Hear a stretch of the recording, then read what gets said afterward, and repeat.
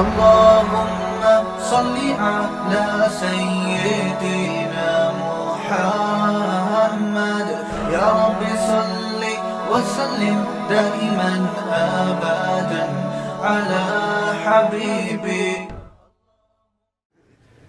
دیکھو بھائی، میں نے جو قرآن مجید کی آیتیں پڑھی ہیں نا، میں بار بار ایک ہی بات اپنے بیانات میں آج کل کہہ رہا ہوں.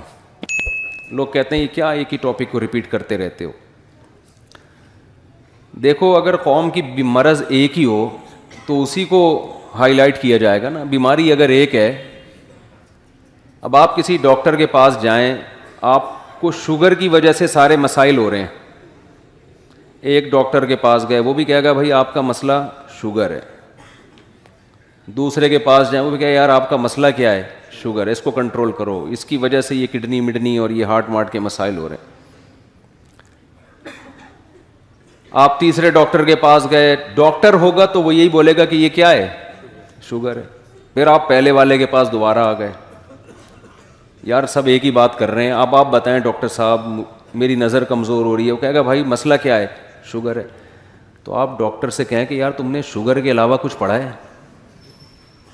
MBBS میں شوگر ہی پڑھی ہے اور کچھ نہیں آتا تمہیں؟ ڈاکٹر کہے گا آتا بہت کچھ ہے، لیکن آپ کا مرض کیا ہے؟ شوگر ہے. ہم نے جو پڑھا ہے نا بہت کچھ، شوگر کے علاوہ بھی بہت کچھ پڑھا ہے، لیکن آپ میرے پاس اس لیے آئے ہیں کہ میں آپ کو صحت دوں، تو آپ کا ہیڈک شوگر ہے. سمجھتے ہو کہ نہیں سمجھتے؟ تو لوگ مجھے بیانات میں کہہ رہے ہوتے ہیں یہ مولانا ہر وقت ایک ہی ٹاپک کو لے کے گھومتے رہتے ہیں، 2-4 ٹاپک ہیں. تو بھائی اللہ کا شکر ہے ہمیں اور بہت سارے ٹاپک آتے ہیں، ایسا نہیں ہے کہ ہمیں وہ ٹاپک نہیں آتے، لیکن وہ آپ کا مسئلہ نہیں ہے. آپ کا مسئلہ جو ہے نا، جو شوگر ہماری سوسائٹی کو ہو گئی ہے، وہ والی شوگر وہ الگ ٹائپ کی شوگر ہے. وہ کون سی شوگر ہے جس پر میں بار بار بولتا ہوں، جو میں ابھی انشاءاللہ اسی پر بات کروں گا، لیکن میرا انداز ہر بیان میں تھوڑا ڈیفرنٹ ہوتا ہے، تاکہ جیسے ڈاکٹر تو یہی کہے گا نا تمہیں شوگر ہے تمہیں شوگر ہے، تو وہ بور ہو جائے گا سن کے. تو ڈاکٹر انٹرٹینمنٹ کے لیے مختلف اسٹائل میں بولے گا کہ تمہیں شوگر ہے، ٹھیک ہے نا، تاکہ یہ بور نہ ہو. تو ابھی میرا یورپ کا بھی سفر ہوا، اس میں بھی ایک ہی ٹاپک کو میں لے کے چلا ہوں ہر جگہ، کیونکہ ان کا بھی وہی مسئلہ ہے جو ہمارا مسئلہ ہے. وہاں کے مسلمانوں کا بھی یہی مسئلہ ہے. جو کہاں کا مسئلہ ہے؟ یہاں کا مسئلہ. وہ مسئلہ میرے اور آپ کا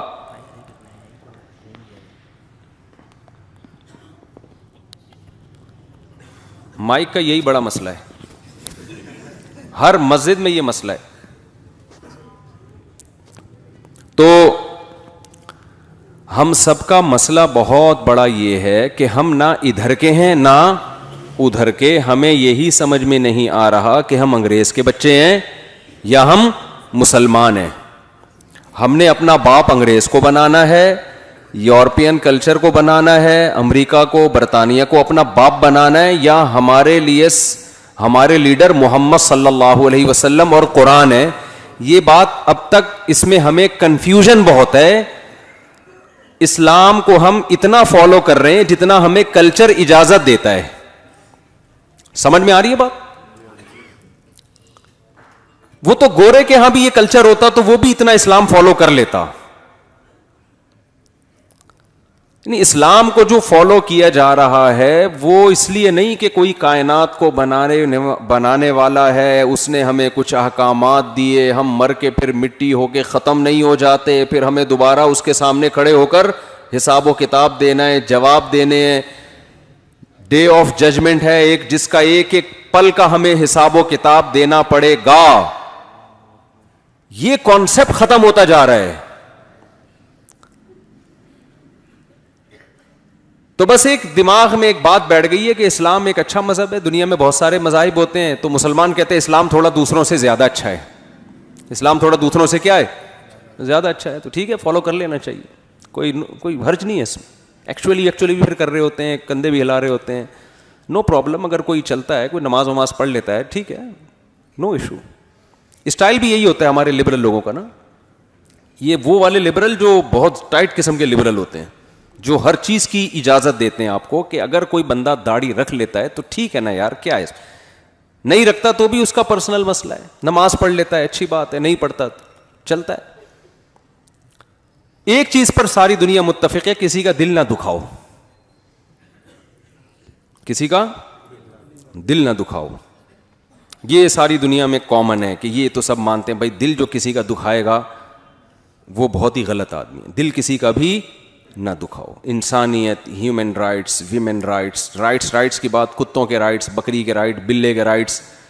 کراچی میں جتنے کتوں کے حقوق کا تحفظ ہو رہا ہے, کاش اس کا 10واں حصہ انسانوں کے حقوق کا تحفظ ہو جاتا نا. کتا مارنا کراچی میں آسان ہے, مشکل ہے, بندہ مارنا آسان ہے. کتوں سے زیادہ کراچی میں جوان موتیں ہو رہی ہیں. ابھی این ڈی یونیورسٹی کا واقعہ آیا ہے سامنے, اور افسوس اس پر ہوتا ہے کہ لڑکے تماشا دیکھ رہے ہیں. ایک بندہ ڈاکوؤں سے لڑ رہا ہے تو اس نے ہمت کی ہے تو پوری قوم جائے نا پکڑ لے اس کو, قوم تماشا دیکھ رہی ہے. تو ہمارا بڑا مسئلہ میرے بھائی کیا ہے کہ اسلام کا ہم نے ابھی دل و جان سے اس کو قبول کیا نہیں ہے. یہی وجہ ہے کہ اسلامی احکام کو فالو کرنے میں پھر ہمیں مزہ نہیں آتا. جب تک آپ کسی چیز کو دل و جان سے ایکسپٹ ہی نہیں کرتے, ذہنی طور پر, دلی طور پر, تو آپ کو اس کو فالو کرنے میں لذت محسوس نہیں ہوگی. جیسے منافقین کے بارے میں قرآن نے کہا لا الہ اولائی ولا الہ ہؤلائی, نہ ادھر کے ہیں نہ ادھر کے ہیں. آدھے تیتر آدھے بٹیر لٹکے ہوئے ہیں. نہ ہمارے مرد فالو کر رہے ہیں نہ ہماری عورتیں فالو کر رہی ہیں. کتنا کر رہی ہیں یہ یاد رہے گا؟ سبق ہی بھول رہے ہو آپ لوگ. کتنا مرد اور عورتیں اسلام کو فالو کر رہے ہیں, کتنا کر رہے ہیں ذرا آپ بتائیں. ابے تیتر بٹرنی پہ میں نے سمجھایا نا, جتنا کلچر اجازت دے رہا ہے. ان کو سمجھ میں آئی یہ بات, یہ دماغ میں جملہ بٹھا لیں. اسلام کو اتنا فالو کیا جا رہا ہے جتنا کلچر اجازت, نہیں کلچر میں جو چیز کلچر کا حصہ بن چکی ہے بس, اس سے زیادہ نہیں مسئلہ, اس سے زیادہ نہیں. تو دیکھو کچھ باتیں اللہ اس کے رسول نے بتائی ہیں, قرآن بتا رہا ہے وہ باتیں. وہ قرآن کے اہم ٹاپک ہیں, اہم موضوعات ہیں, ان کو سمجھ کے آپ کو اپنا کانسیپٹ کلیئر کرنا پڑے گا. میں زیادہ اس کو نہیں چھیڑوں گا, اس بات کو جلدی جلدی لے کے پھر میں آگے چلوں گا. آج میں عملی خرابیوں پہ کوشش کروں گا, بیان زیادہ کروں میں. تنہائی میں بیٹھ کے بار بار یہ غور کیا کرو, ہم بنے ہیں یا بنائے گئے ہیں. دیکھو ہم اتفاق کی پیداوار نہیں ہے کہ ونس اپون اے ٹائم ایک وجود میں آ گئے تھے. یہ بکواس ہے, دنیا کا سب سے بڑا جھوٹ ہے. یہ نہیں ہو سکتا. ایک تصویر کاغذ پہ بنی ہوئی ہو انسان کی, کوئی سائنسدان یہ دعویٰ کرے کہ کروڑوں اربوں سال میں یہ آٹومیٹیکلی پینٹنگ وجود میں آ گئی ہے, آپ مان لو گے؟ آپ کہو گے یار یہ ممکن نہیں ہے. کوئی یہ دعویٰ کرے کہ نہیں یہ آئنسٹائن نے کہا تھا, آپ کہو گے پھینک کے گیا وہ, چاہے آئنسٹائن کا ہے یا اس کا باپ کا ہے. کروڑوں سال میں بھی بے جان تصویر بھی پینٹنگ کے ذریعے آٹومیٹیکلی وجود میں نہیں آ سکتی. تو مجھے ایک بات بتاؤ یار, وہ تصویر جس کی آنکھ میں دیکھنے کی طاقت ہو, کان میں سننے کی طاقت ہو, زبان میں بولنے کی طاقت ہو, ناک میں سونگھنے کی طاقت ہو, اور اس کے دانت ہو چبانے کے لیے, بولنے کے لیے زبان ہو, ذائقہ چکھنے کے زبان میں ایسے سافٹ ویئر لگے ہوئے ہوں, ہزاروں قسم کے ذائقے, یعنی ڈالو نا آپ اس زبان کے اوپر فوراً سگنل دے دیتی ہو کہ کھٹا ہے, میٹھا ہے, کھارا ہے, ٹھنڈا ہے, گرم ہے, اتنی ساری چیزیں. اور اس زبان کو آپ کے لنگس میں ایسے ایڈجسٹ کیا ہو کہ آپ بولتے چلے جا رہے ہیں, چباتے چلے جا رہے ہیں, لیکن وہ دانتوں کے نیچے دبتی نہیں ہے. اتنی اسپیڈ سے بول رہے ہیں لیکن ایسے ہی اس کی ایڈجسٹمنٹ کی گئی ہے. تو میرے بھائی ایک ایک چیز, ورنیل کیلیپر جو ہے نا وہ تو بعد میں ایجاد ہوا تھا. اتنی انچوں کی چیزوں کو ناپنے کے لیے, ملی لیٹر کے بھی 1000 حصے کو ناپنے کے لیے, یہ نیچر نے خود سے اپنے آپ کو ایسا کیسے ڈیزائن کر لیا ہے کہ کان کے اندر ایسے باریک پردے لگا دیے ہیں کہ وہ جب آواز کی لہریں جا کے ٹکراتی ہیں, جس اسپیڈ سے جا کے جن جس فریکوینسی سے ٹکراتی ہیں اسی فریکوینسی کے ساتھ ہمیں الفاظ سمجھ میں آنا شروع ہو جاتے ہیں. ایسا خاندانی کان بنایا نا خدا کی قسم, اربوں کھربوں سال میں بھی ایسا کان خود بخود آٹومیٹیکلی وجود میں نہیں آ سکتا. تو سچی مچی کا کان کیسے وجود میں آ گیا؟ تو پہلے تو یہ جو ڈاروین ہے نا, ڈاروین جس کو باپ بنایا ہماری یونیورسٹیوں نے, اس کو اپنے دماغ سے نکال کے پھینکو باہر.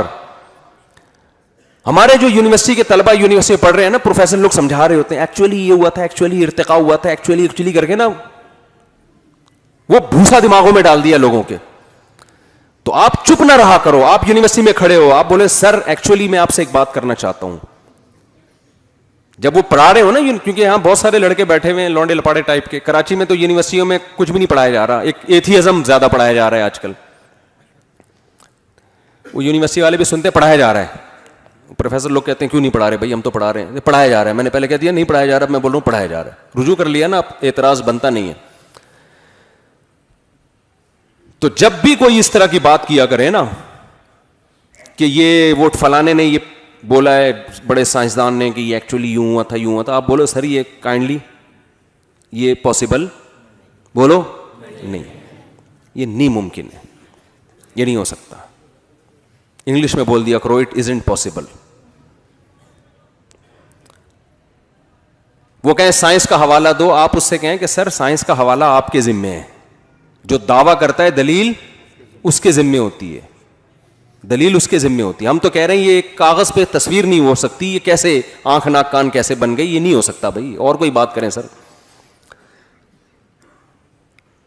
جلدی سے ایک بات کروں کیونکہ لوگ پھر سن کے کہتے ہیں یار ایک ہی آپ چیز کو ریپیٹ کرتے رہتے ہیں. آگے چلتا ہوں پھر میں.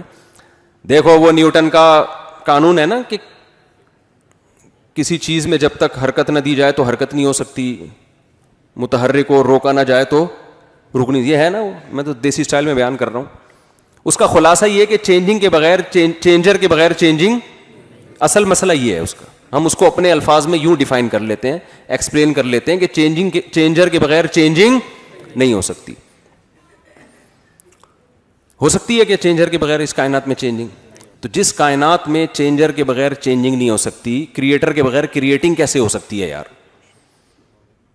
کریٹنگ زیادہ مشکل ہے, چینجنگ زیادہ مشکل ہے؟ بولو کیا ہو گیا؟ مجھے ایک بات بتاؤ, ایک انتہائی سست آدمی ہو جیسے کہ ہوتے ہیں کراچی میں, ہلائے بغیر ہلتا نہیں ہے. سست لوگ ہوتے ہیں نا, بچوں میں بہت ساری قسمیں ہوتی ہیں. کچھ صبح صبح اٹھ رہے ہیں, جاگنگ کر رہے ہیں, جا رہے ہیں. کچھ پوستی قسم کے بچے ہوتے ہیں. یار یہ کراچی کے الفاظ کراچی میں ہی سمجھ میں آتے ہیں, باہر جا کے بولو ان کو سمجھ وہ پتہ نہیں مجھ سے صاحب کیا کہہ رہے ہیں یار. کچھ پوستی قسم کے ہوتے ہیں, پڑے ہوئے ہیں, ہلتے نہیں ہیں. آئنسٹائن نے کہا تھا ہلائے بغیر بولو نا, ہلیں گے نہیں. آپ اس آئنسٹائن سے پوچھو جو کم بخت ہلائے بغیر ہلتا نہ ہو, وہ آٹومیٹیکلی خود سے پیدا کیسے ہو گیا؟ یہ ممکن نہیں ہے, یہ ممکن نہیں ہے. تو ہم مانتے ہیں کسی خدا نے ہمیں بنایا ہے, اس پوری کائنات کو بنایا ہے. تو اللہ یہ کہتا ہے, خدا یہ کہتا ہے, ہم تو اسی خدا کو مانیں گے نا جو قرآن, کیونکہ اس کے علاوہ تو کوئی اور خدا کا ہم سے رابطہ ہی نہیں ہے. یہاں بھی لوگ اعتراض اکثر کرتے ہیں کہ بھئی ہم مسلمانوں کے اللہ کو کیوں مانے, کوئی کریٹر ہے تو ہے نا, یہ والا کیوں ہے جس کو مسلمان اللہ کہتے ہیں. تو بھئی ہمارے پاس اس کے علاوہ کوئی آپشن نہیں ہے. کوئی اور خدا ہم سے بات چیت ہی نہیں کرتا, نہ ہمیں احکام دے رہا ہے, نہ کتابیں نازل کر رہا ہے, نہ پیغمبروں کو بھیج رہا ہے. ہم تو اسی کو مانیں گے جو اویلیبل ہے. اگر کوئی اور ہے تو وہ مارکیٹ میں لاؤ یار, ٹھیک ہے نا, انٹروڈکشن کرواؤ. کوئی ہے ہی نہیں اس کے علاوہ جس کا بندوں سے رابطہ ہو. تو ایسے مبہم خدا کو مان کے کیا کرنا ہے جس کا مخلوق سے سرے سے کوئی رشتہ ہے, وہ پیدا کر کے اس نے چھوڑ دیا ہے. تو جو لبرل لوگوں کا خدا ہے نا, اس کا انسانوں سے کوئی رشتہ نہیں ہے. وہ یہ بتانے کے لیے بھی تیار نہیں ہے کہ میں نے انسانوں کو پیدا کیوں کیا, جب وہ لفٹ ہی نہیں کرا رہا ہمیں, تو ہم اس کو لفٹ کیوں کرائیں؟ نہیں آ رہی بات میرا خیال ہے سمجھ میں. وہ رشتوں کی مثالوں سے نا بات سمجھ میں آتی ہے. رشتوں کی مثال ہر جگہ فٹ ہوتی ہے. اکثر آپ نے دیکھا ہوگا بچی کا رشتہ آیا, آپ نے کر دی, پھر بعد میں بہت سے لوگ نکل کے آتے ہیں, ابے یار ہمیں کیوں نہیں بتایا, ہم سے کر دیتے. آپ کہیں گے بھائی تم لوگوں نے بھیجا ہی نہیں پیغام. یہی ہوتا ہے نا بھائی تم لوگوں نے بھائی جو رشتے اویلیبل تھے ان میں تو پھر وہی شعر ہوتا ہے. پھر ہم کہتے ہیں اب یہ شعر پڑھا کرو, دل کے ارماں آنسوؤں میں بہہ گئے, ان کے بچے ہم کو ماموں کہہ گئے. یہی ہوتا ہے نا. میں اکثر اس شعر کی تشریح میں کراچی اور پاکستانی لڑکوں کے حالات بیان کرتا ہوں کہ ہمارے ہاں جو لڑکے ہیں نا کراچی کے, ان کے اکثر کے عشق ناکام ہوتے ہیں. اکثر کے عشق کیا ہوتے ہیں؟ وجہ اس کی ہے کہ قابلیت ہوتی نہیں ہے, دکان پکوڑوں کی ہوتی ہے, باتیں کروڑوں کی. شادیوں والے بیانات انہوں نے ہمارے سن لیے ہوتے ہیں, پیغامات بھیج رہے ہوتے ہیں, قابلیت ان میں یونیورسٹیوں میں نہ پڑھائی میں دلچسپی لے رہے ہیں, گٹکوں پہ سیٹ کیا ہوا ہے اپنے آپ کو, ٹھیک ہے نا, ساری رات گٹر کے ڈھکنوں پہ بیٹھے ہوئے ہیں, پان گٹکے کی محفلیں چل رہی ہیں, تو ظاہر ہے پھر رشتے کا انکار ہی ہونا ہے نا. کیا خیال ہے؟ لڑکی کا ابا تو سب سے پہلے دیکھے گا بھائی تو کماتا کیا ہے, اسٹیبل کتنا ہے, تو اس کو تو دیکھنا بھی چاہیے یہ سب چیزیں. تو پھر ان کی والی کسی اور کو مل جاتی ہے, تو ان کو پھر غم کتنے ہوتے ہیں. سب سے پہلا غم دل کے ارماں آنسوؤں میں بہہ گئے, اس کی شادی کہیں اور ہو گئی. پھر مزید غم ہوتا ہے کہ اس کے بچے بھی ہو گئے, اور جب دل پہ چھرے اس وقت چلتے ہیں جب وہ بچے آپ کو ماموں کہہ رہے ہوتے ہیں. یہ بہت سارے غم ہیں نوجوان طبقے کے. تو بھائی ہم اس اللہ کو مانیں گے جس کا ہم سے تعلق ہے. وہ اللہ قرآن کے علاوہ ہمیں کہیں بھی نہیں ملتا. وہ کسی آسمانی کتاب میں, کسی مذہبی کتاب میں ہمیں ملتا ہی نہیں ہے. جو والا ملتا ہے وہ اللہ لگتا نہیں ہے دیکھنے سے سننے سے. آپ دوسرے مذہبوں کی کتابیں پڑھیں نا, جس کو وہ کہتے ہیں گاڈ کا کلام ہے, وہ جب آپ کلام پڑھو گے تو آپ کو لگے گا یہ گاڈ کا نہیں ہو سکتا. وہ کلام سے وہ اللہ لگتا ہی نہیں ہے, خدا لگتا ہی نہیں ہے جس کا وہ کلام ہے. ابے بھائی کوئی 18ویں 19ویں گریڈ کا آفیسر ہو, وہ کوئی اس کی کوئی اسپیچ آئے یوٹیوب پہ, کوئی آپ کو لنک بھیجے یار اس کی تقریر سنو بڑی زبردست ہے, یہ 20ویں گریڈ کا آفیسر ہے, آپ تقریر سن کے بولو یار یہ تو گولے گنڈے کی باتیں کر رہا ہے, اور یہ گٹکے بنانے کے طریقے بتا رہا ہے, اور یہ چرس کیسے پینی ہے یہ بتا رہا ہے, تو آپ کیا کہو گے؟ یار یہ مجھے لگتا نہیں ہے باتوں سے کہ یہ 18ویں گریڈ کا آفیسر ہوگا, یہ لگتا ہی نہیں ہے. قرآن کے علاوہ جن کتابوں نے یہ دعویٰ کیا, سوائے تورات اور انجیل کے, جن لوگوں نے دعویٰ کیا کہ ہم خدائی قوانین تمہیں بتا رہے ہیں, ہم نے جب ان کی کتابیں پڑھی تو پڑھنے کے بعد یہ لگتا نہیں ہے کہ یہ خدا کا کلام ہو سکتا ہے, یہ لگتا ہی نہیں ہے. ان کا سب سے بڑا فالٹ یہ ہے کہ اس میں خدا کے علاوہ کسی اور کی عبادت سکھائی جا رہی ہوتی ہے. دنیا میں کوئی بھی غیرت مند شخص یہ برداشت نہیں کرتا, کوئی باپ برداشت نہیں کرتا کہ میں اپنی اولاد کو کسی اور کے باپ کے طور پہ انٹروڈکشن کرواؤں. میں کوئی برداشت کر لے گا باپ؟ یہ بتاؤ نا بھائی. کوئی شوہر برداشت کر لے گا کہ میں اپنی بیوی کو اپنے انٹروڈکشن کرواؤں, اپنے دوست کا ایسے کرواؤں کہ اس کو شوہر وہ لگنے لگے؟ ہے بھائی, کبھی بھی نہیں ہوگا. تو خدا ایسا اپنا تعارف کروائے گا کہ لوگ عبادت میں بتوں کے سامنے جھکنا شروع کر دیں, ان سے مانگنا شروع کر دیں.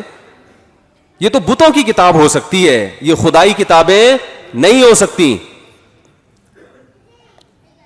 آج اللہ نے اسلام کو سمجھنا اتنا آسان کر دیا ہے نا, اتنا آسان. اسلام کی حقانیت کو سمجھنا جتنا آج آسان ہے شاید اس سے پہلے کبھی بھی نہیں تھا. کمپیئر کر لیں آپ, جو اسلام کے مقابلے میں تحریکیں ہیں, دعوتیں ہیں, نظریات ہیں, اس کو اور اسلام کو مقابلے میں لا کے رکھیں گے, 2 اور 2 4 کی طرح سمجھ میں آئے گا کہ اسلام کے سوا کوئی دین فطرت نہیں ہے, کوئی برحق مذہب نہیں ہے. جب چیزوں کو کمپیئر کیا جاتا ہے نا دوسرے سے, پھر حقیقت کھلتی ہے. دیکھو ایک مثال دیتا ہوں میں. آپ کسی کے بارے میں یہ فیصلہ کرنا چاہتے ہیں کہ یہ سخی ہے یا کنجوس, تو کنجوس کی کوئی اسپیسیفک ڈیفینیشن ہے؟ کوئی کسی کتاب میں پڑھی آپ نے؟ کوئی اسپیسیفک ڈیفینیشن نہیں ہے نہ سخی کی.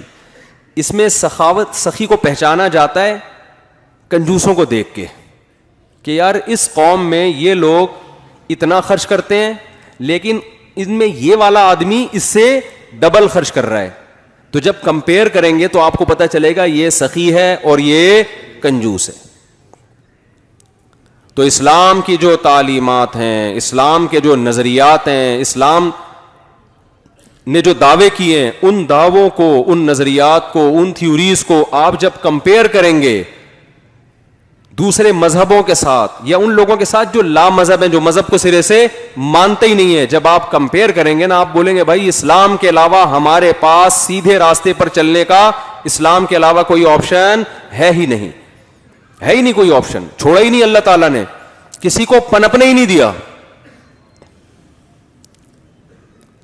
تو پہلے یہ عقیدہ بنائیں کہ ہمیں کسی نے پیدا کیا ہے, وہ پیدا کرنے والا اللہ ہے. کیوں؟ اس کی دلیل کہ اس رابطہ بندوں کے ساتھ کس کا ہے؟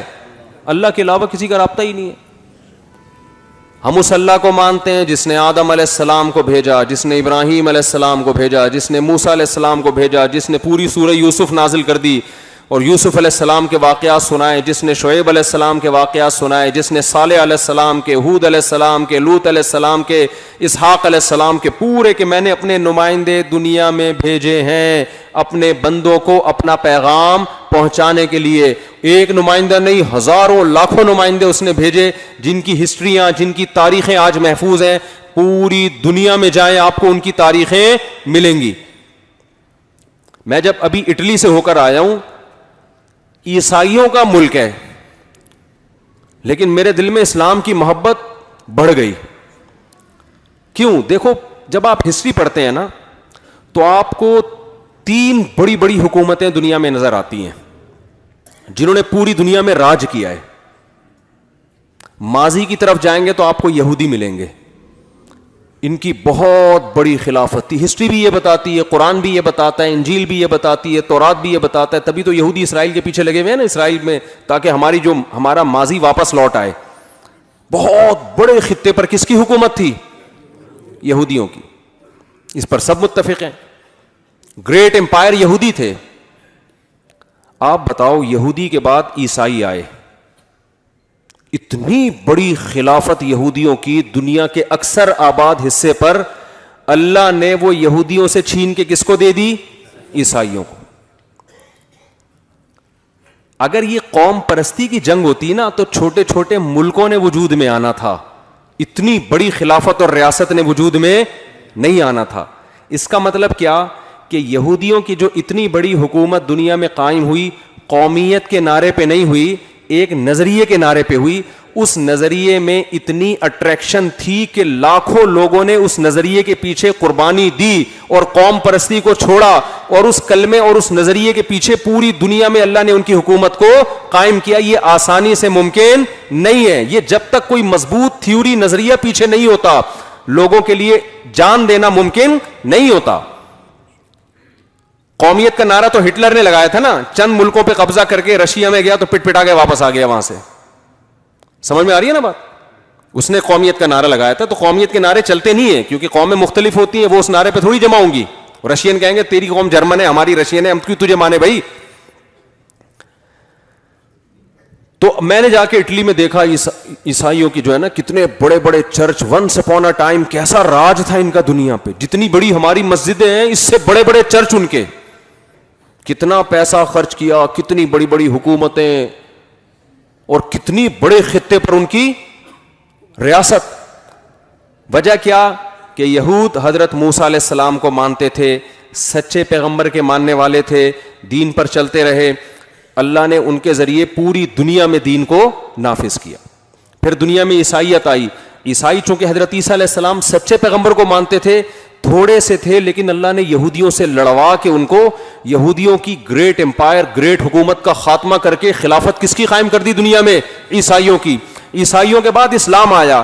اسلام جب آیا مکہ میں ایک یتیم پیغمبر صلی اللہ علیہ وسلم جو نہ لکھنا جانتے نہ پڑھنا جانتے, کوئی یونیورسٹی نہیں مکہ میں, کوئی دینی کوئی تعلیم کا ذریعہ نہیں, لکھنے پڑھنے سے عاری لوگ, اور ادھر روم جو تھے ان کی اتنی بڑی خلافت تھی, وہ لکھنا بھی جانتے تھے, پڑھنا بھی جانتے تھے, مذہب کو فالو کرتے تھے.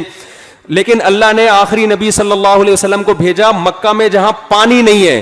ان کو قرآن ان پہ نازل ہوا, اور عرب کے وہ بدو جن پہ کوئی حکومت کرنا پسند نہیں کرتا کہ ان میں مینجمنٹ کے علاوہ سب کچھ ہے, ان کو جوڑا نہیں جا سکتا, جس کو قرآن نے بیان کیا لو انفقت ما فی الارض جميعا, اے محمد صلی اللہ علیہ وسلم اگر پوری دنیا کی دولت بھی آپ ان پہ خرچ کر دیتے ان کے دلوں کو آپ جوڑ نہیں سکتے تھے, ولیکن اللہ الف بینہم, اللہ نے ان کے دلوں کو اس کلمے کی برکت سے جوڑ دیا ہے.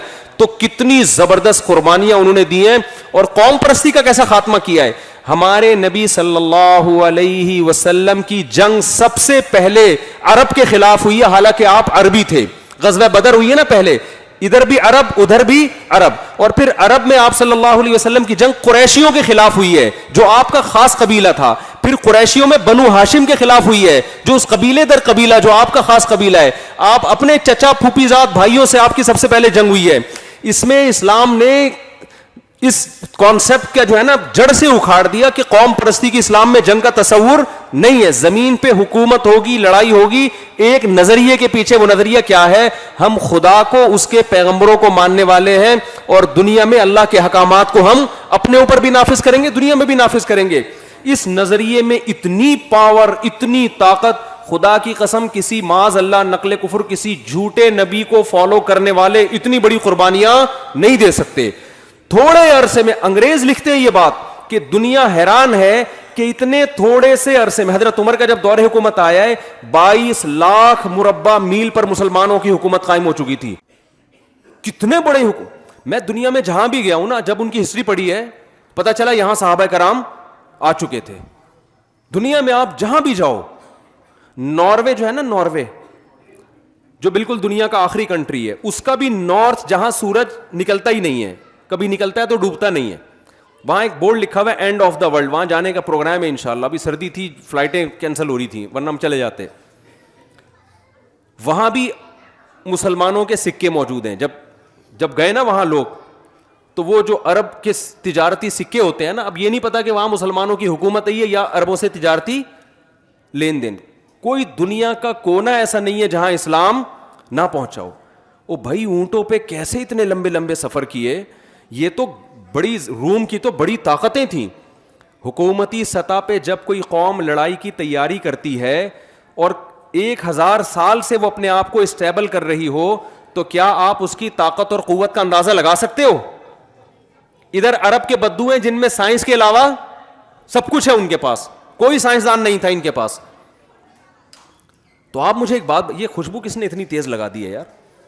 یہ اچھی بلی چل رہی تھی دھوئیں والی اود کی, سائنس نہیں ہے نا, مسئلہ سارا یہی.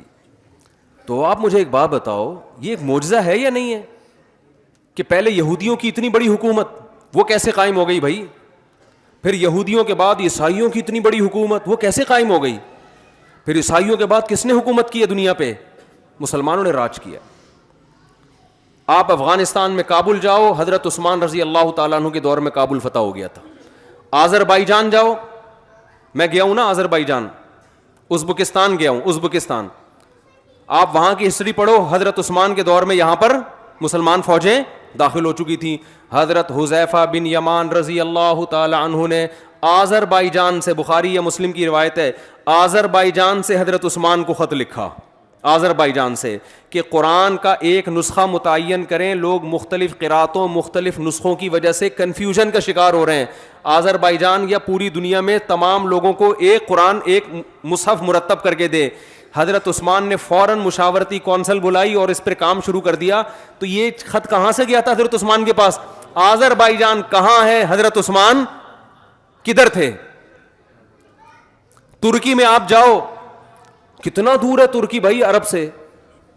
آپ کو وہ جو دیوار ہے نا جو 1000 سال سے کوئی گرا نہیں سکا تھا, اس دیوار کے قریب حضرت ابو ایوب انصاری رضی اللہ تعالیٰ عنہ کی قبر نظر آئے گی. آپ نہیں آ رہا سمجھ, میرا خیال ہے نہیں آ رہا. کسی ایسے نعرے کے پیچھے نا جس نعرے میں دم نہ ہو, جس نعرے میں دم نہ ہو, جس نظریے میں دم نہ ہو, اس نظریے کی بیس پر اتنا بڑا انقلاب دنیا میں کبھی بھی نہیں آتا.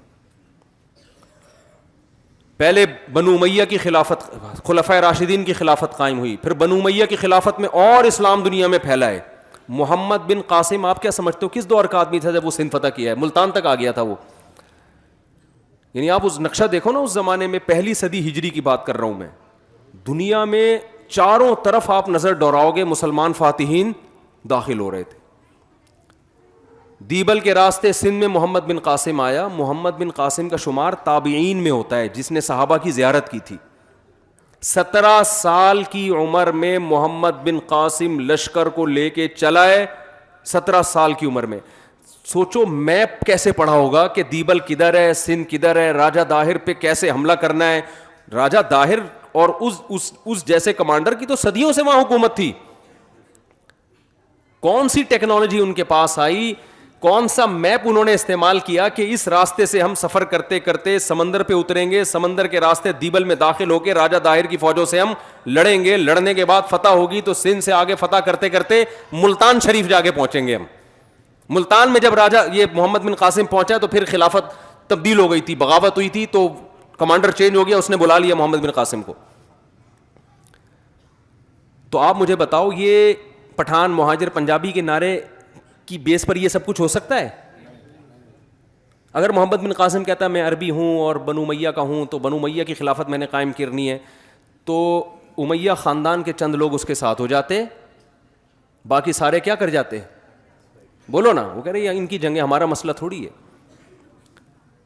تو دنیا میں 1920 میں ترکی خلافت کا خاتمہ ہوا ہے. میں بھی جب وہاں گیا نا اٹلی میں, پیرس میں, تو پیرس میں ہم نے مسلمانوں کی توپیں دیکھی. صحیح ہے نا, جو الجزائر میں لڑائی ہوئی تھی نا. ابے بھائی فرانس کی لڑائی ہوئی تھی الجزائر سے, یہ زیادہ پرانا قصہ نہیں ہے. تو الجزائر سے انہوں نے توپیں پکڑی تھیں. اس وقت ہم توپیں غیر مسلموں سے ادھار نہیں لیتے تھے. اب تو ہم پٹاخہ بھی لینا ہونا تو چائنا سے لے رہے ہوتے ہیں. شب برات میں پھاڑنے کے لیے پٹاخے کہاں سے آ رہے ہیں؟ وہ پٹاخہ بھی شب برات میں ہم خود نہیں بنا رہے. یہ تو اب زوال ہے نا, یہ 100 سال پہلے نہیں تھا. توپیں ہماری اپنی تھیں, بم ہمارے اپنے تھے, سائنسدان ہمارے اپنے تھے. اللہ نے ایسا عروج دیا مسلمانوں کو کہ سائنٹسٹ بھی ہمارے. انگریزوں نے اپنی کتابوں میں یہ بات لکھی ہے کہ 400 سال تک ہمارے سائنسدانوں کی کتابیں گوروں کی یونیورسٹیوں میں پڑھائی گئی ہیں. 400 سال تک, 2-4 دن کی بات نہیں ہے. ہماری یونیورسٹیوں میں گورے پڑھنے کے لیے آیا کرتے تھے, ہماری یونیورسٹی میں پڑھنے کے لیے آیا کرتے تھے. سلطان محمد فاتح نے جب استنبول فتح کیا نا, قسطنطینیہ جو استنبول ہے ترکی کا, کیونکہ یہاں یہ دو حکومتیں تھیں نا عیسائیوں کی, 2 فرقوں میں بڑے فرقے 2 تھے, آرتھوڈاکس اور ایک کیتھولک. تو کیتھولک کی جو خلافت تھی وہ اٹلی میں تھی, اور یہ جو تھے آرتھوڈاکس جو تھے ان کی خلافت تھی یہاں ترکی میں. تو دونوں ان کے گریٹ امپائر سمجھے جاتے تھے. یہ نبی صلی اللہ علیہ وسلم نے فرمایا, کتنا بڑا ویژن نبی صلی اللہ علیہ وسلم کا. مکہ میں پیدا ہوئے ہیں جہاں کھانے پینے کا انتظام نہیں ہے. غربت کا یہ عالم ہے کہ عرب اپنے بچوں کو غربت کے خوف سے قتل کر دیا کرتے تھے کہ کھلائیں گے کہاں سے ہم ان کو. لکھنے پڑھنے کا رواج آپ کو بولنا پڑے گا نہیں ہے, نہ لکھنا جانتے نہ پڑھنا جانتے. تجارتیں بھی باہر سے ہو رہی ہیں تو کھانے کو ملتا تھا, شام وام سفر کرنے جاتے تھے تو کچھ آ جاتا تھا گھر میں راشن. فاقوں والی زندگی. او مسکینا ذا متربہ, قرآن جن غریبوں کا ذکر کرتا ہے نا مکہ کے, جن کو کھلانے کی ترغیب دے رہا ہے, میں جب یہ آیتیں پڑھتا ہوں ہم کہتے ہیں اس قسم کے غریب آج کل مارکیٹ میں کیا ہیں, شارٹ ہے. اللہ کہتے ہیں اس مسکین کو کھلاؤ ذا متربہ جس کو بھوک نے اس کے پیٹ کو مٹی سے ملا دیا ہو. آج کوئی فقیر مانگنے کے لیے آتا ہے, توند نکلی ہوئی ہوتی ہے اس کی, توند نکلی ہوئی ہوتی ہے. آپ اس کو دال چاول کھلاؤ کھائے گا ہی نہیں. وہ فقیروں کے اسٹائل چینج ہو گئے ہیں. اور یورپ کے ہم نے فقیر دیکھے, وہ تو ایسے آدمی کا دل کرتا ہے بھائی تو کھڑا ہو جا ہمیں یہاں بٹھا دے. وہاں تو اور عجیب اسٹائل کے فقیر ہیں, بھائی باجے لے کے بیٹھا ہے گانا گا رہا ہے. اور میں نے دیکھا ایک فقیر جو ہے نا اس کے آگے نمبر لکھا ہوا ہے. میں نے کہا شاید یہ پتہ نہیں کس چیز کا نمبر ہے. انہوں نے کہا یہ اس کا بینک اکاؤنٹ نمبر ہے. بھیک اکاؤنٹ میں ڈالیں بھائی آپ. ہم نے کہا یار ان کا اسٹائل ہی چینج ہے. وہ غریب آدمی آیا نا, ایک کسی نے کہا کہ یار وہ کل آنا. اس نے کہا ایک 5 روپے دے دو. اس نے کہا کل آنا. اس نے کہا اس کل کے چکر میں نا اس علاقے میں لاکھوں روپے میرا پھنسا ہوا ہے. یہاں پہ کل کے چکر میں اس علاقے میں میرا لاکھوں روپے پھنسا ہوا ہے. مس کالیں بھی چل رہی ہیں. غریب آیا, کہنے لگا کہ خاتون سے کچھ کھانا وانا ہے. اس نے کبھی تیار نہیں ہوا. کہہ رہا ٹھیک ہے جب تیار ہو جائے مس کال دے دیے گا آپ. تو یہ غریبوں کے اسٹائل چل رہے ہیں. عرب کے غریب واقعی غریب تھے, آج بھی ایسے غریب بھی ہیں, میں یہ نہیں کہہ رہا, لیکن میجورٹی جو ہمیں نظر آ رہی ہے نا وہ اس ٹائپ کے نہیں ہیں, وہ گھننے بنے ہوئے ہوتے ہیں.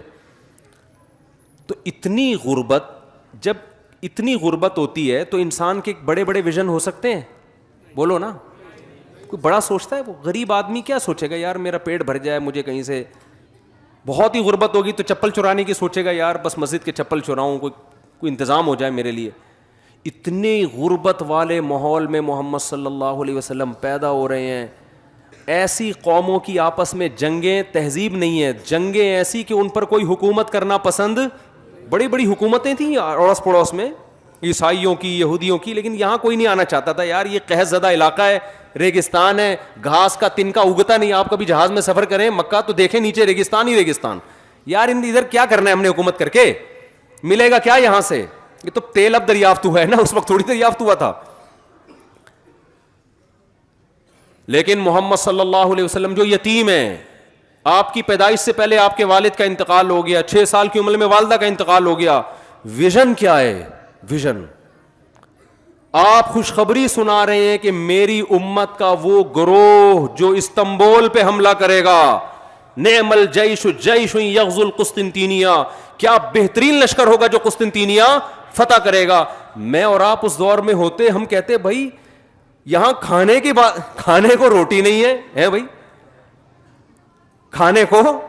جیسے وہ ایک عورت نے اپنے میاں سے بولا کہ میں نے سوچا ہے کہ ہم سوئٹزرلینڈ چلتے ہیں گھومنے پھرنے کے لیے, تو آپ بتائیے خرچہ کتنا ہوگا؟ اس نے کہا کچھ بھی خرچہ نہیں ہوگا.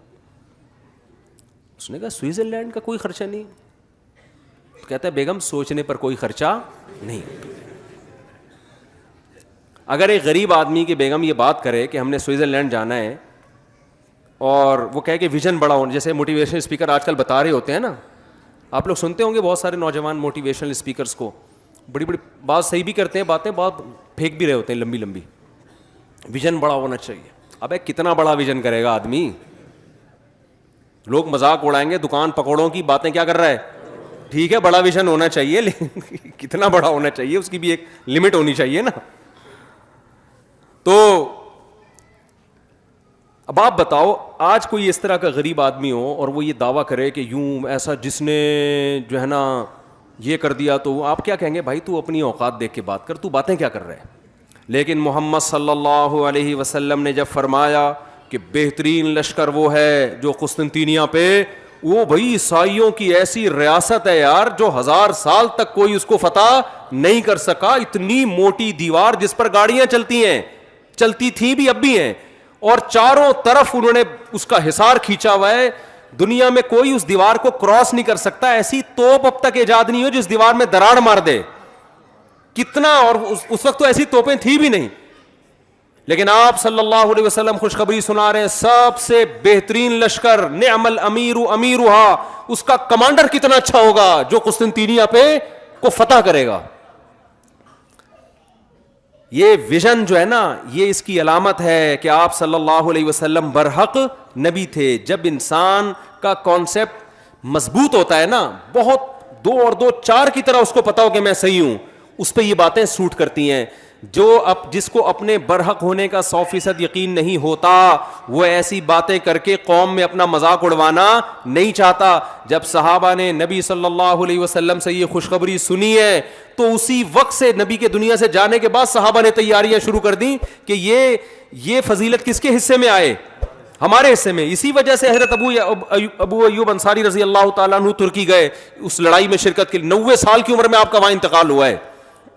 اتنے بڑھاپے میں جا رہے ہیں جہاد کرنے کے لیے, یہ فضیلت حاصل ہو جائے. سمجھ میں نہیں آ رہی میرا خیال ہے بات. تو آپ ہسٹری اگر اینک لگا کے پڑھیں نا, تو آپ کو لگے گا بھائی دنیا میں حکومتیں کس نے کی ہیں؟ آسمانی مذاہب نے. اس کا مطلب ان کا لنک پیغمبروں کے ساتھ تھا, چاہے وہ یہودیت ہو, چاہے وہ عیسائیت ہو, چاہے وہ اسلام ہو. آج بھی دنیا میں میجورٹی کس کی ہے؟ جو آسمانی مذاہب کو مانتے ہیں. تو آپ ان مذاہب کو کالعدم قرار دے دیں کہ ان کی کوئی حقیقت ہی نہیں ہے, یہ سب مذہبی لوگوں کے چورن چٹنیاں ہیں, منجن ہیں. یہ گراؤنڈ ریئلٹی کے کیا ہے؟ خلاف. ایک ایتھیسٹ ہے, اس نے یوٹیوب پہ کلپ بنا کے ڈالا کہ یہ حضرت عیسیٰ علیہ السلام اور موسیٰ علیہ السلام ان نام کی کوئی شخصیات آئی نہیں ہے, یہ تاریخ کا بدترین جھوٹ ہے. سمجھ رہے ہیں نا, کہہ رہے ہیں ایسے ہی بنایا ہوا ہے اہل کتاب عیسائیوں اور مسلمانوں نے نا اپنا منجن بیچنے کے لیے. منجن تو میں استعمال کر رہا ہوں, یہ بس انہوں نے ایسی کہانی ہے, کوئی ثبوت تھوڑی ہے ہمارے پاس عیسیٰ علیہ السلام آئے تھے کہ نہیں آئے تھے. ان کو چاہیے ثبوت سائنسدانوں سے, حالانکہ یہ سائنس کا ٹاپک ہے ہی نہیں. ٹھیک ہے نا. ہاں, جو ایک سائنس, ہسٹری کی بھی تو سائنس ہوتی ہے نا, وہ کسی تاریخ دان سے پوچھو گے وہ کہے گا یہ کیسے ہو سکتا ہے کہ نہیں آئے تھے. تو میں نے اس سے کہا, میں نے کہا دیکھو, بیان میں نے بات ریکارڈ کروائی کہ یہ جب انسان پاگل ہوتا ہے نا تو کتنا پاگل ہو جاتا ہے. عیسیٰ علیہ الصلاۃ والسلام کے وجود کا انکار کر رہا ہے, کہہ رہی یہ فرضی شخصیات تھیں, کوئی تھے ہی نہیں. یہ کیسے ہو سکتا ہے؟ یہ جس پیغمبر کے دنیا میں جانے کے, دنیا سے جانے کے بعد سے سال شروع کیا گیا ہو, کیلنڈر چلتا آ رہا ہو, یہ کیلنڈر اس بات کی علامت ہے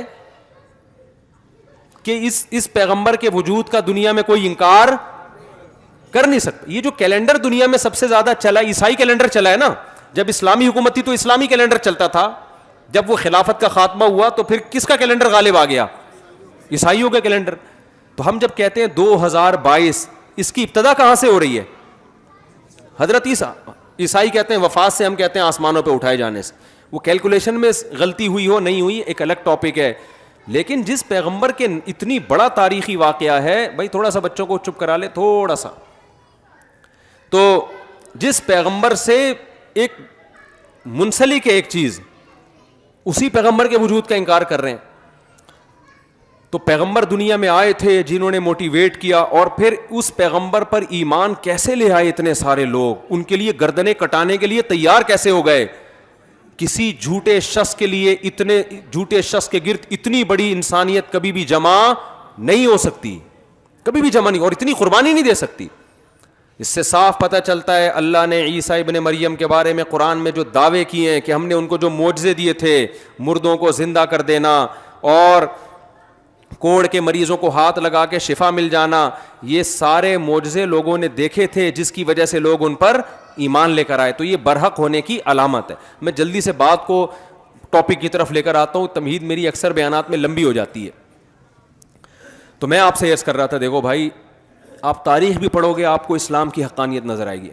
ہمارے جو دینی کتابیں ہیں نا, جو اسلامی لاء جو خلافت عثمانیہ میں چلتا تھا, آپ حیران ہو گئے, اس میں بعض کتابیں عیسائیوں نے لکھی ہیں. ایک دن کیا ہوا, ہم نے ایک عربی میں کتاب دیکھی جو اسلامی فقہ ہے نا, تو کتاب پہ رائٹر کا نام لکھا ہوا ہے کوئی کرسچن. ابے میں نے کہا یہ تو اسلامی فقہ ہے, قرآن و حدیث سے جو مسائل اخذ کیے گئے ہیں, اس کا رائٹر غیر مسلم کیسے ہے؟ پتہ یہ چلا کہ اسلامی خلافتیں تھیں نا, تو قانون کی تو ضرورت تھی, تو غیر مسلم وکلا بھی, وکیل غیر مسلم بھی ہوتے تھے. جیسے آج ہم انگریزی قانون کی کتابیں لکھتے بھی ہیں, پڑھتے بھی ہیں, حالانکہ ہم تو مسلم ہیں نا, لیکن باپ ہمارا کون بنا ہوا ہے؟ گورا باپ بنا ہوا ہے, تو اس قانون کو پڑھا بھی جا رہا ہے, لکھا بھی جا رہا ہے. تو اس سے پتہ چلتا ہے جب خلافت عثمانیہ تھی تو غیر مسلم یہ کام کر رہے تھے جو ہم کر رہے ہیں آج. یعنی اس عیسائی نے لکھا ہے یہ ابو حنیفہ کا قول ہے اور فتویٰ ابو یوسف کے قول پر ہے. ہمیں حیران ہو رہی یار, یہ غیر مسلم لکھ رہا ہے کہ قول ابو حنیفہ کا ہے, لیکن فتویٰ کس پر ہے؟ امام ابو یوسف کے قول پر ہے.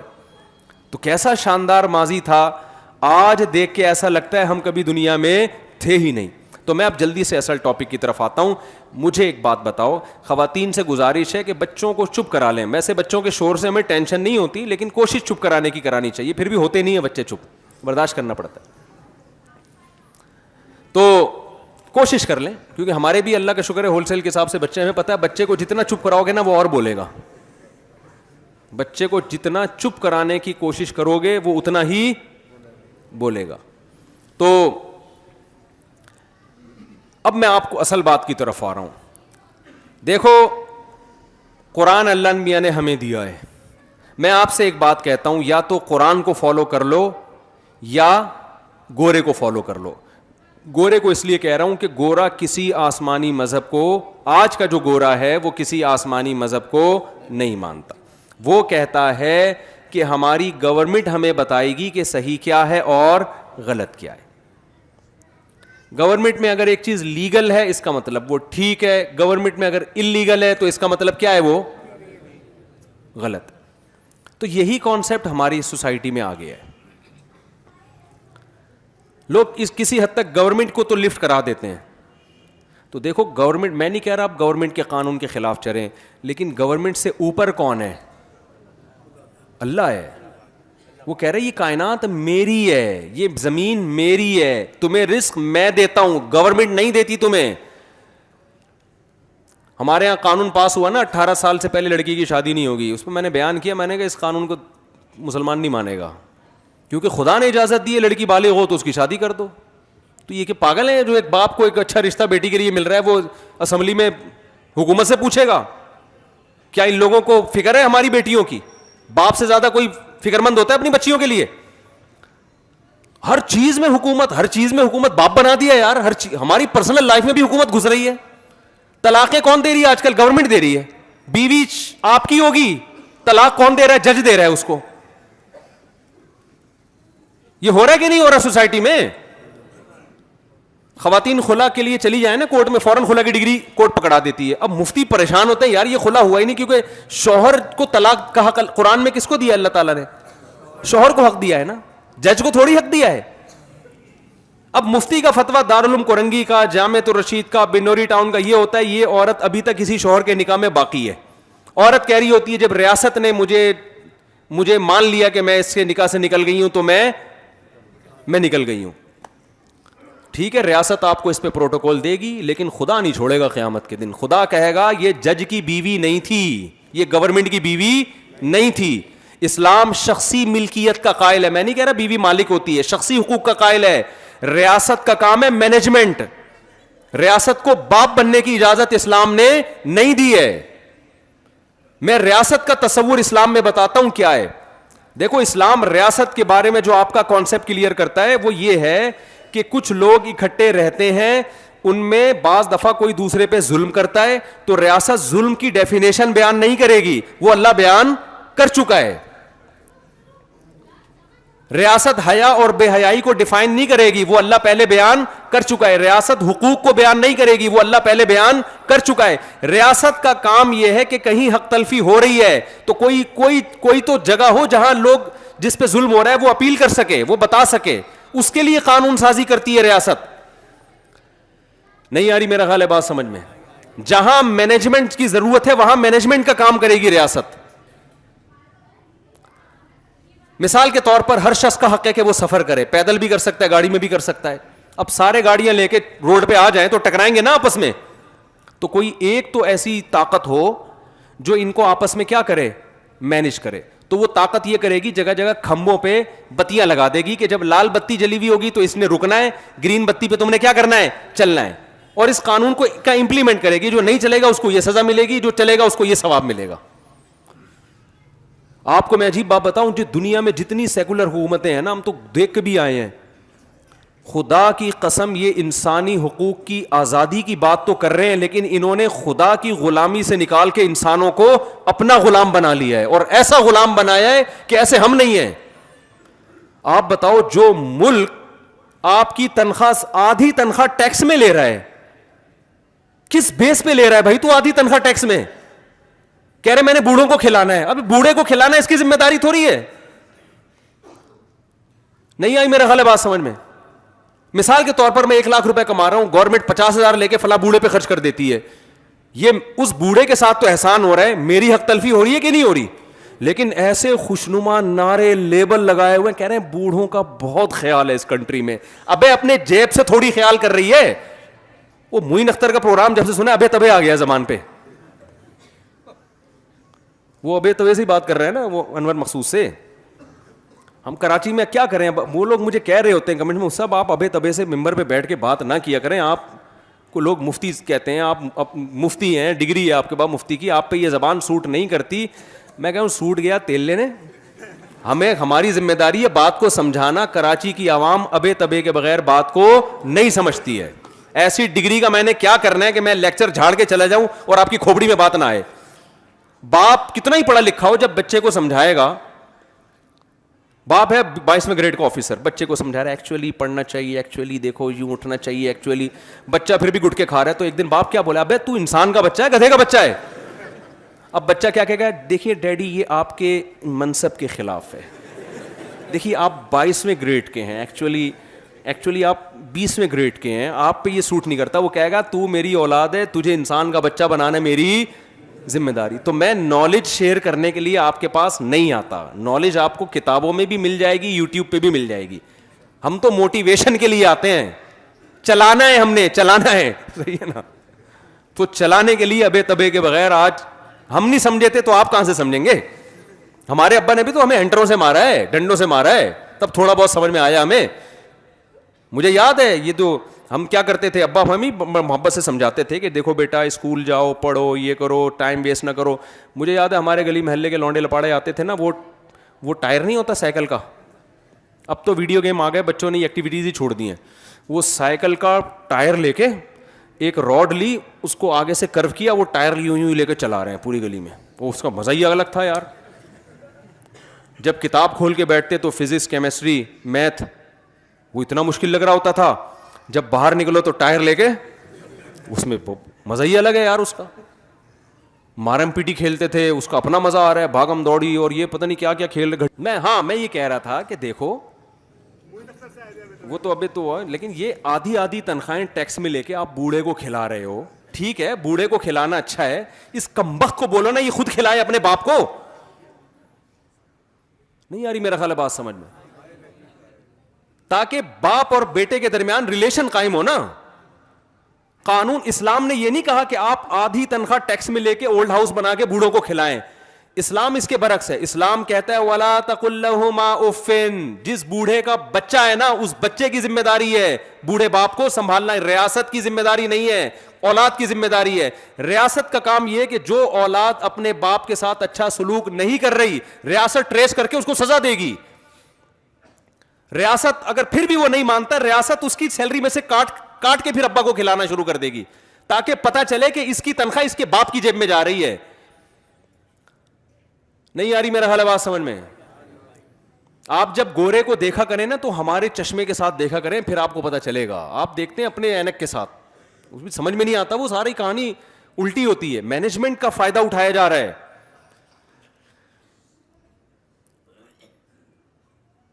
لوگ اکثر مجھ سے کہتے ہیں یار اتنا بوڑھوں کا خیال اتنا. میں نے کہا یار بچہ کیوں نہیں اپنے باپ کا خیال کر رہا ہے, ریاست کیوں کر رہی ہے, ریاست کیوں خیال کر رہی ہے. اگر ریاست خیال کرنا چھوڑ دینا بوڑھوں کا تو خدا کی قسم وہاں جو بوڑھوں کا حشر ہونے والا ہے نا, آپ بھول جاؤ گے ہیومن رائٹس اور ویمن رائٹس. آپ پورے بڈھوں رائٹس کی کوئی تنظیم بناؤ بوڑھوں کے حقوق کی. اسٹیٹ خیال کر رہی ہے, اسٹیٹ زبردستی آدھی تنخواہیں ٹیکس میں کاٹ رہی ہے. اسٹیٹ فیصلہ کر رہی ہے کہ ان کی ڈیورس ہوئی ہے کہ نہیں ہوئی ہے, کس نے شادی کرنی ہے, کب کرنی ہے, طلاق کیسے دینی ہے, دینی بھی ہے کہ نہیں دینی, دینے کے بعد آدھی جائیداد دینی ہے کہ اس سے آدھی جائیداد لینی ہے. یہ سارے فیصلے کون کر رہا ہے؟ تو آپ بتاؤ اسٹیٹ نے اپنا. اگر ہم کہتے ہیں کہ خدائی قانون ہے, خدا کہہ رہا ہے یہ کرنا ہے وہ کرنا ہے, تو لوگ کیا کہتے ہیں یار یہ انسانی آزادی کے کیا ہے, خلاف ہے. او بھائی دنیا میں آزاد کوئی بھی نہیں ہے, سب غلام ہیں. کوئی ریاست کا غلام ہے, کوئی خدا کا غلام ہے. اور خدا کی غلامی میں آپ کو آزادی ملے گی, ریاست کی غلامی میں حقیقت میں غلامی لگے گی, لیبل آزادی کا ہوگا. میں پھر بتا دوں ریاست کے اگینسٹ نہیں میں آپ کو لے کے جا رہا. ریاست کی ریٹ کو چیلنج کرنا, قانون کی خلاف ورزی کرنے کو ہم اچھا نہیں سمجھتے. میں صرف یہ بتانا چاہ رہا ہوں کہ اصل پہلے کس کی غلامی ہونی چاہیے, اللہ کی. پھر اللہ کے کہنے کی وجہ سے آپ ریاست کے قانون کو فالو کریں. کسی کو نہیں مانتے بھائی. میں تو جرمنی گیا, میں نے کہا ریاست کے قانون کو یہاں فالو اس لیے کرو کہ خدا نے تمہیں حکم دیا ہے. لوگ سمجھتے ہیں کہ ڈنڈی مارتے ہیں نا, وہاں ایگریمنٹ کرتے ہیں اس کی خلاف ورزیاں کر رہے ہوتے ہیں. وہاں یورپ میں الحمدللہ مسلمانوں کا بڑا اچھا امیج بنا ہوا ہے. جرمن کی گورنمنٹ 2 سال تک اسکالرشپ دیتی ہے کہ آپ جرمن زبان سیکھ لیں. پاکستانی 6 سال تک سیکھتے رہتے ہیں بیٹھ کے کہ اسکالرشپ کھاتے رہو, سیکھ گئے تو وہ بند ہو جائے گی. تو میں نے ان لوگوں سے کہا, میں نے کہا دیکھو یہ جو آپ خلاف قانون, آپ کو پیسے فری پکڑ کے نہیں مل رہے, کسی بدلے میں مل رہے ہیں. تو یہاں کی گورنمنٹ آپ کو چھوڑ بھی سکتی ہے, تھوڑی بہت پنشمنٹ ہوگی, ڈیپورٹ کر دے گی. آخرت والی گورنمنٹ آپ کو نہیں چھوڑے گی بھائی. کیوں؟ اللہ نے قرآن میں کیا کہا, شعیب علیہ السلام کی قوم کیا کرتی تھی, جب حق لینے کی باری آتی تو پورا حق دیتی, اور جس چیز کے بدلے میں حق لے رہی ہے وہ چیز نہیں دیتی تھی, پورا ڈنڈی مارتی تھی اس میں. میں نے کہا یہ ناپ تول میں کمی والا کام کون کر رہا ہے, آپ کر رہے ہو. یہ صرف آلو پیاز ٹماٹر کے بارے میں تھوڑی ہے یہ آیتیں, اللہ نے شعیب علیہ السلام کی پوری قوم کو تباہ و برباد کر دیا. اللہ کو یہ اتنا غضب آتا ہے کہ آپ کسی ریاست میں رہ کے ایگریمنٹ کر کے اس سے بینیفٹ حاصل کر رہے ہو اور اس کو اس کا حق نہ دے رہے ہوں, جھوٹ بول کے پیسے لے رہے ہو آپ اس سے. میں نے کہا یہ تو چھوڑ دیں گے, اللہ نہیں چھوڑے گا آپ کو. تو ہم کس کے غلام ہیں میرے بھائی؟ اور اس کا ریاست کو فائدہ ہوگا یہ مان لینے میں, ریاست کو نقصان نہیں ہوتا, فائدہ ہوتا ہے. تو پہلے تو اپنی کھوپڑی شریف میں یہ کانسیپٹ کلیئر کر لو, عورتیں بھی مرد بھی, کہ ہم غلام کس کے ہیں. اور